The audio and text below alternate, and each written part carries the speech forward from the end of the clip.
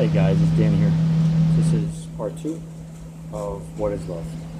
Okay, so I left off with the childhood issues and kind of getting into that. So let me go all the way back to our childhood. So this is where our foundation of life is built on.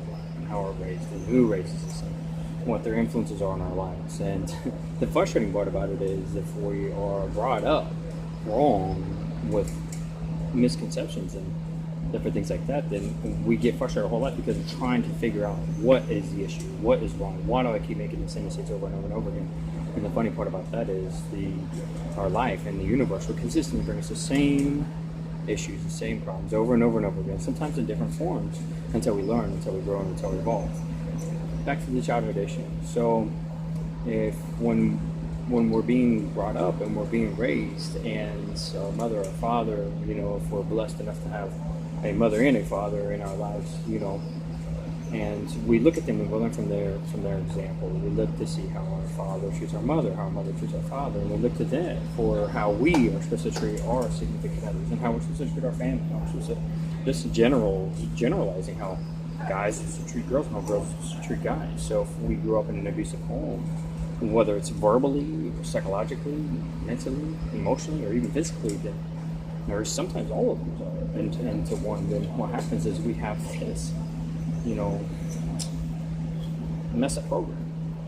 And what happens is we grow up and we start applying those things into our own lives, into our relationships, and it's horrible because it's all built off of misconception. Our parents tell us, "I love you," or our mom, our dad, "We love you, we love you, we love you," but yet when you look back on your life and you look back on your childhood and you're like, well, if you love me, how come I didn't feel it? How come it hurt? How come it's painful? How come it was, love is supposed to be nurturing, kind, forgiving. That's what love is. So when your parents or your guardians or whoever was that was responsible for raising you is abusive in any type of way, that's not love. And they classify that. So they say, oh, I love you, that's why I had to be hard on you. I love you because that's why I had to do these things to you. But that's not the case at all. You don't have to hurt me.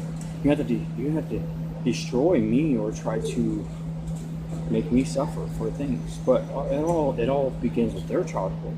They don't understand that they were also brought up with the same misconceptions. So it starts with us. It starts with you. It starts with you realizing and understanding that. Wait a minute. Let's hold up here. This isn't right. That's the number one thing. Then the number two thing is learning what the right thing is. And that's all part of the journey. So now that we have a little bit of an understanding of the misconceptions of what love is and how that actually affects our relationships as adults, whether it's our spouses or significant others or even our family members. I know I recently had a friend tell me and give me comments and they're saying, hey, she loves everybody. She has this, she can't be mean to anybody. It's not about being mean or being nice. It has nothing to do with that at all. It has everything to do with, that pure form of what love is. And now getting into an understanding of the misconceptions of what love is and understanding what love is.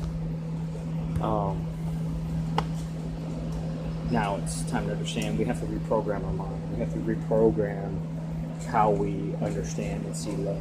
And that starts with, first of all, recognizing if love is hurting me, if these things are hurting me, then it's not love.